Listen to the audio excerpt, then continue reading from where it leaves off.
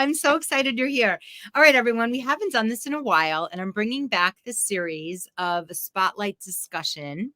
And I was really inspired because I'm meeting a lot of beautiful and amazing women in a networking group that I spearheaded. And I was like, everyone needs to hear them. So, Becca, welcome to the show. Thank you for having me. Yes, we are going to talk about faith and mindset and overall like wellness and motivation and all the things that you do and offer.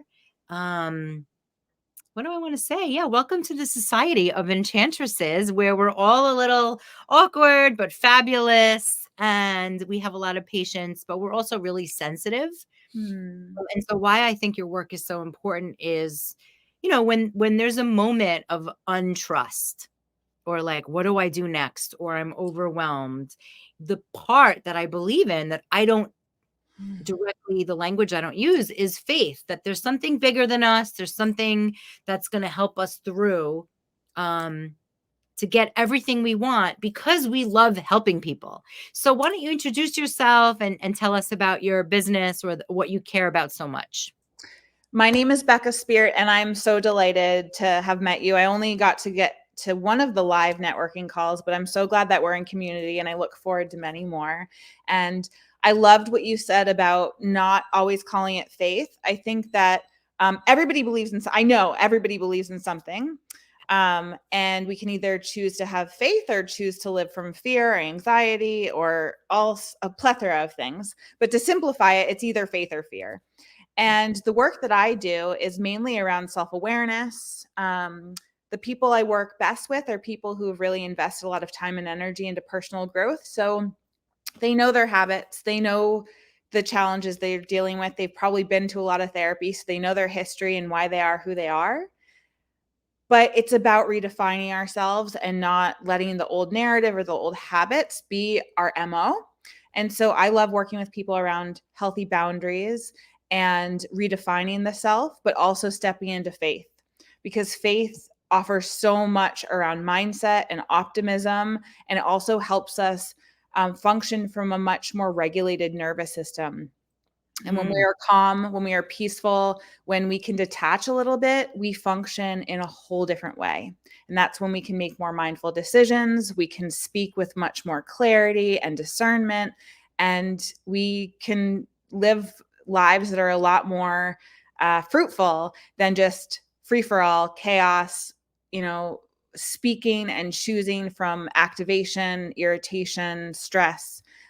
So the work I do with people is about cultivating faith. And a lot of us have either been raised without faith, or the way we were raised with faith was a little bit distorted, not authentic to us. And there's many different reasons for why people have walked away from God or have chosen to use other language. But my goal is to help people find language and an experience that feels authentic to them. I'm glad you said that. Like, I'm Jewish. You're Jewish. We talk about that in the world, and I talk about that in this group, but everybody isn't. And when I type in the word joy or I type in the word faith, a lot of Christianity comes up. And I don't really see it as a religion-based word, or I want it to be for everybody. And it is for everybody. And so I think when there's these, tagline words that are very connected to religion, they sort of get wish-washy, like people like God or the universe. And so if we were to clear the slate and offer faith as a way of staying grounded and centered, so we're not making decisions from triggered places. Yeah, what do you say to that, to someone who's like, well, I'm not really religious, but I want to have faith and that? Yeah, it's interesting. I am Jewish by heritage and culture, and grew up going to temple. And a lot of my clients are people who've experienced church hurt. I don't know if you can see my quotes, church hurt. I never heard that phrase, but Judaism offers so much more flexibility unless people are raised very religious in terms of what do you want to believe and what aspects work for you.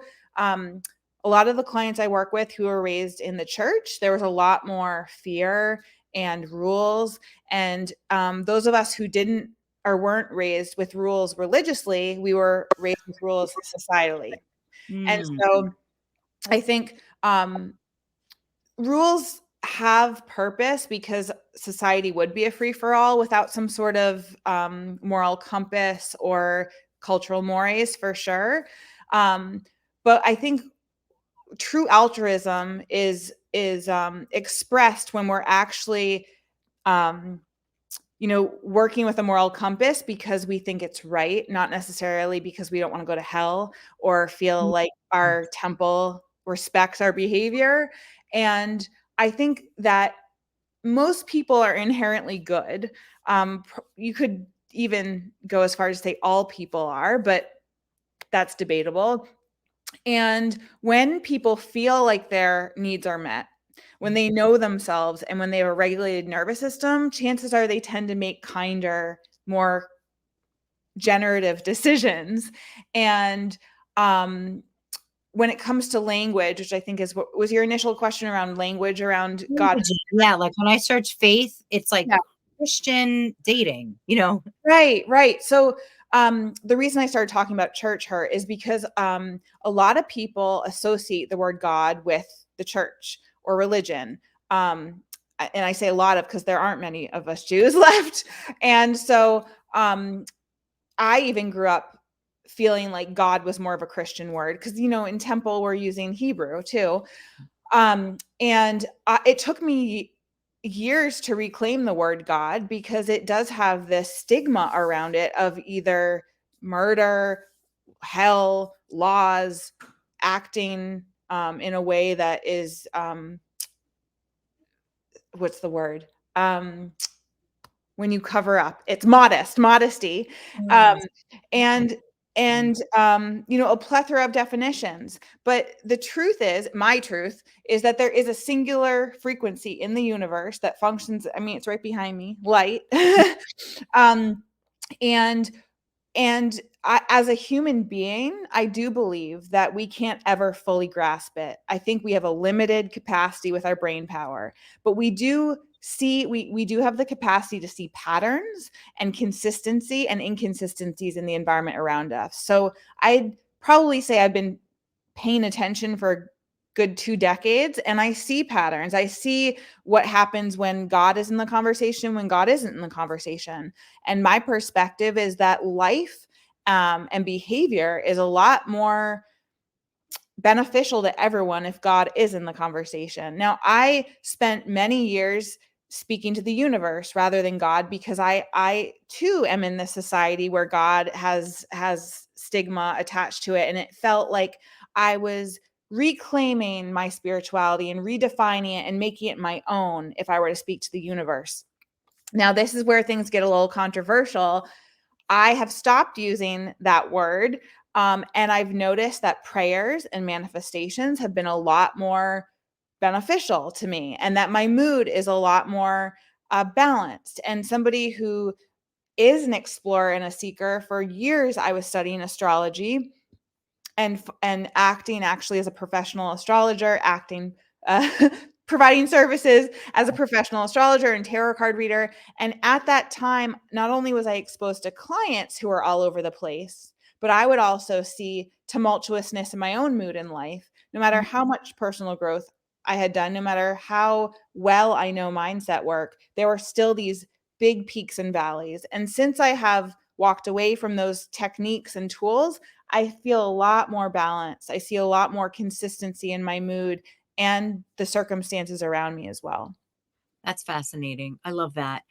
For some reason, I really want to share even now on a very subtle level, when I think or say God, I feel there's a punishment model. Like, why are Mm. you doing this to me?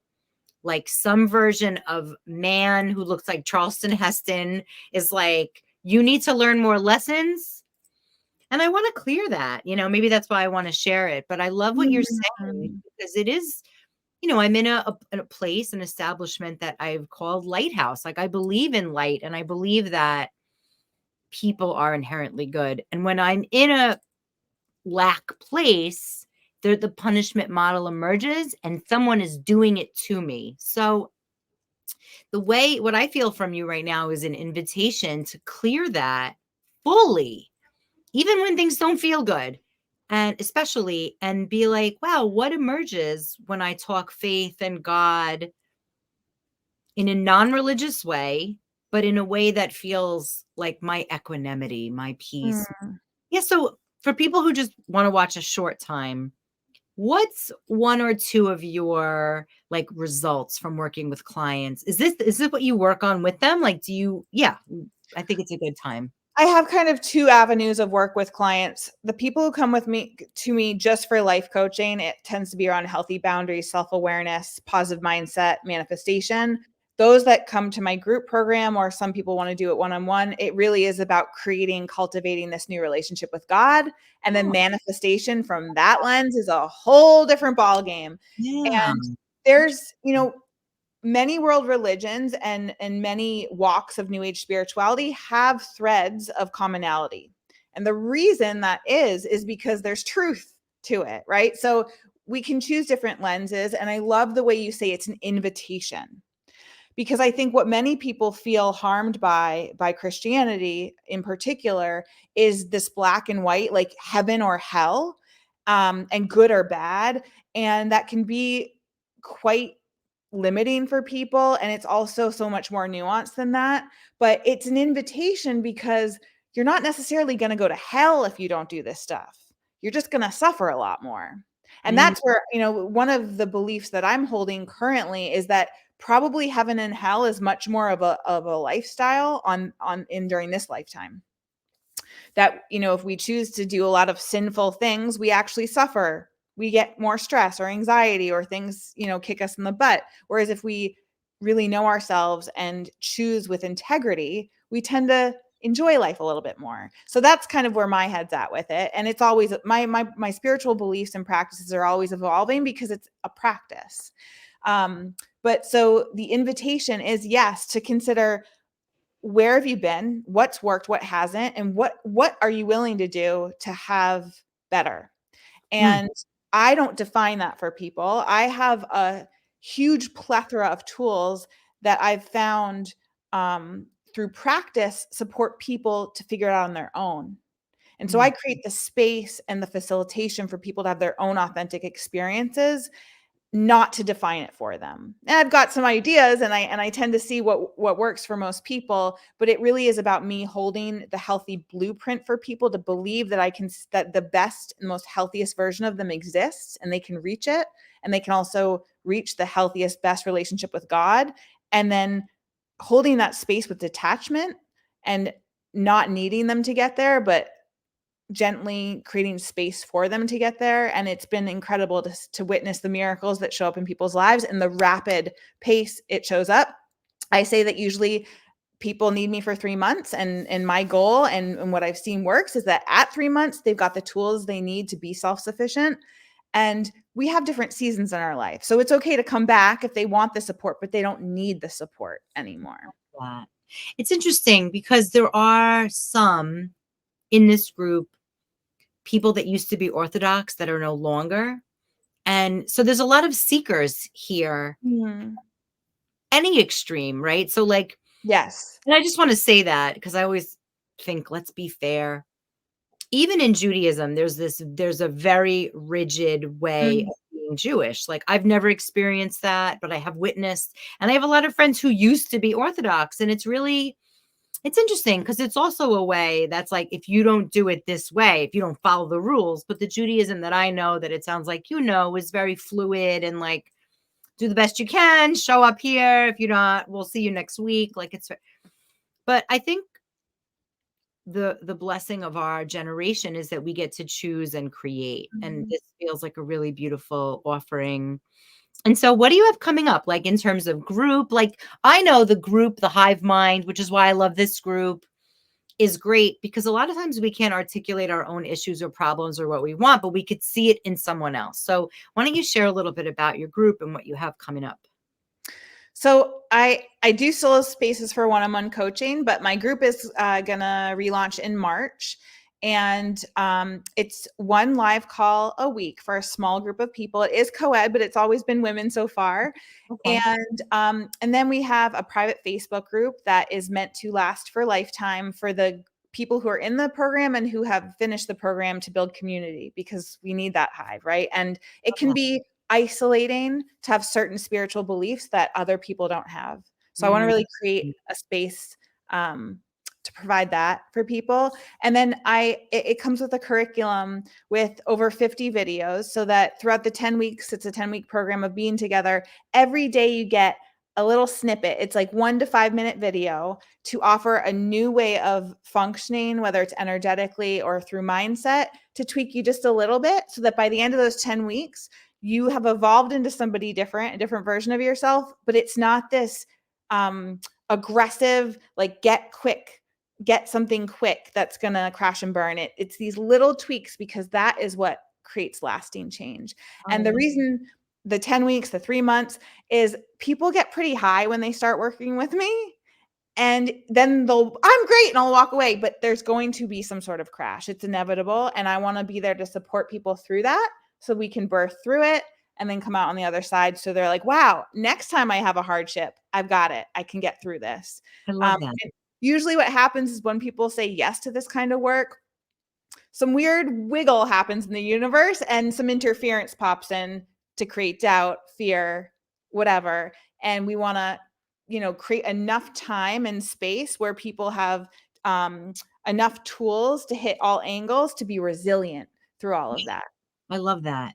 I love that. Yeah, this really, I just love programs, by the way, but I also love that, you and I and anyone who, there's a lot of entrepreneurs and business owners here, basically know, as soon as you say yes to changing a pattern that, even if it feels hellish, is comfortable, because the body's like, I know what happens. Even if, I'll just make a worst case scenario, even if it's abuse or something really, really fucked up, it's like, well, at least I know that life. Yeah. And so making the choice to be like, oh, I'm going to name it and go a different road, the earth, I don't know who it is. God, I don't know. I want to like replace that word with punishment, because now that I'm said it, something comes in that's like, do it the old way. That's how at least you know what's going to happen. And so it's so important to have a guide, to have a mentor, to have a program where you're like, oh shit, look, it's happening. And I'm not dead, or I'm not, punished. Yeah. And you're right. The comfortability is literally neural pathways, right? Our brain, the neurons go through, and the synapses create grooves, literal grooves through our thought processes. And so it's like bowling, right? Like the ball gets into what is that? The thing on the side, the alleyway. Yeah. And so through repetition, we can create new grooves, and it takes repetition. And there's so much nuance with manifestation. And there's also a lot of nonsense out there around manifestation, that we can will the world and we are gods of our own reality. And it just some small tweaks away from those very fluffy ideas, and it can be more productive, it's more effective, and it's healthier. So affirmations can be unhealthy if they are going against what we believe to be true, and we're hearing ourselves lying. Yes. It doesn't create new pathways, it creates more resistance. So one of my skills, and I think this is probably just innately who I am, I come up with really good questions and affirmations that get to the truth, so that people can actually shift it without lying to themselves. And the way I do that is look at what is on route to the truth you want to be, but true to the present reality. So instead of like, I am really healthy, I'm getting healthier every day. Something that is true, but is pointing towards the goal. Yes. And so just like you said, it's hard to see our own junk. So being able to have somebody else who has a much more clear picture, they're not as emotionally attached to it. I'm able to do that for people, is ask questions that bring up faster results, and also come up with affirmations that are a little bit more effective than the general, I am love, I am joy, I am peace. Yeah. I love it. Amazing. Amazing. Well, I would love for you to give people your info. Of course, you can be followed, and you have a group, and a free group on Facebook. But if anybody's interested, if this really rings your bell and you're like, oh, I've been waiting, because it's so easy, yeah. Anyway, story is, some people have a lot of access to a lot of fluff, and it can leave people feel frustrated because they're like, it doesn't work for me. I must be broken. God must not like me. The universe is against me. I have to rationalize why I should be happy.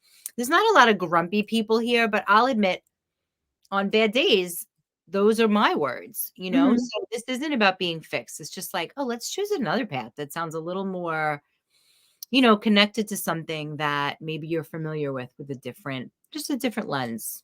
I love it. Thank you. Yeah, and I have a workbook on Amazon that Oh, debunks the most common manifestation myths on the internet. And I'm not a professional writer, so there might be some mistakes in there, but what I aimed to do, cuz I've been studying this stuff for decades, is there are some like things that I fell for because people seemed really confident on YouTube about it and practiced for years and kept hitting walls. So through my trial and error and many, many failures, I wanted to create this really practical guide to give the perspective that I see as more realistic so that people can do practice manifestation, but from a place of reality and not wishful thinking. And that's when the crashes and burns happen, is beginner's luck, and they manifest this huge thing and their lives fall apart and they think something's wrong with them, and nothing's wrong with them. It just takes more nuanced and intentional shifts and changes that will last rather than this quick miracle. And they're available to us, but if we want our whole reality to shift, we have to shift, and that takes time. beautiful. Amazing. Yay. Thank you. I'm glad you're here. We have a friend showing up.